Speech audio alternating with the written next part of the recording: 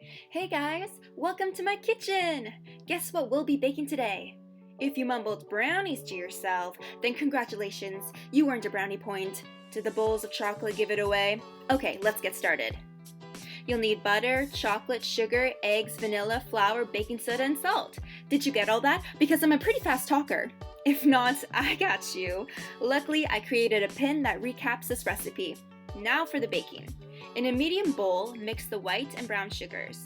My brown sugar was a little balled up, so I took a metal spoon to crush the clumps. Alternatively, you could pop the brown sugar in the microwave and let the heat work its magic. But today, I wanted a challenge.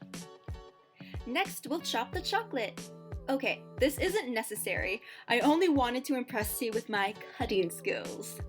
For simplicity, please use dark chocolate chips. It's much easier. I ended up using chocolate chips too. Okay, now for the real next step. In a medium pot, melt the butter and, of course, the 3/4 of a cup of dark chocolate chips over low heat until completely melted. Make sure to keep mixing so the chocolate doesn't burn. Very nice, very nice.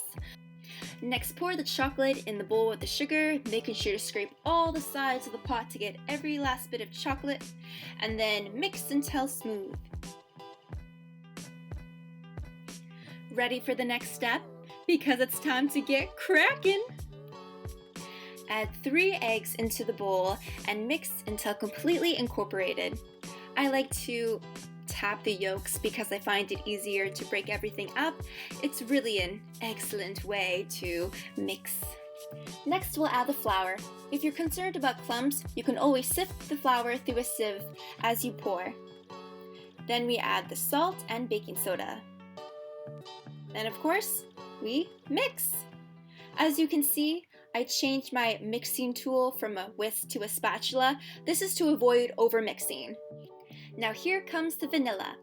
In the vanilla, I added a little twist. I put some instant coffee in there because it helps to accentuate the chocolatiness, and also because I love chocolate. No, coffee. I love coffee and chocolate. I love mocha. Can you guess the last ingredient? Chocolate, of course. Add the chocolate chips and mix. And also we mustn't forget to add the aesthetically chopped chocolate as well. Ah, magnificent. And then, you guessed it, we mix.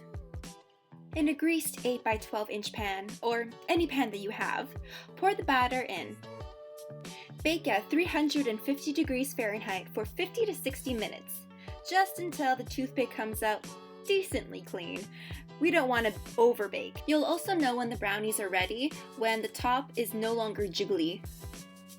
When the brownies are done, take them out of the oven and admire them for at least an hour.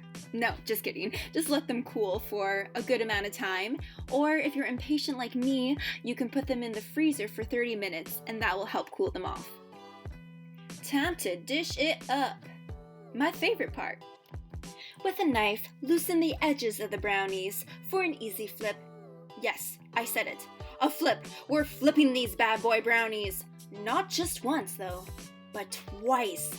There's probably an easier way to do this, but as I mentioned before, I like a challenge, especially when it works out. It doesn't always work out. I've had my fair share of flip fails, so please feel free to keep the brownies in the pan. Now let's see what we're dealing with.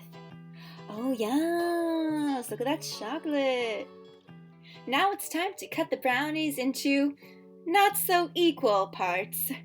You can eat the brownies just as is, or if you're feeling fancy, add a scoop of vanilla Haagen-Dazs. Or if you're feeling really extravagant, on top of the ice cream, you could add dun dun dun coffee. Disclaimer, please be careful when you pour the coffee. Don't burn yourself like I did. Whoa, look at her. What an Italian beauty. I should name her Affogata. And there you have it, double chocolate brownies. 3 ways. I hope you enjoyed this video and get to try this recipe soon. Until next time, ciao!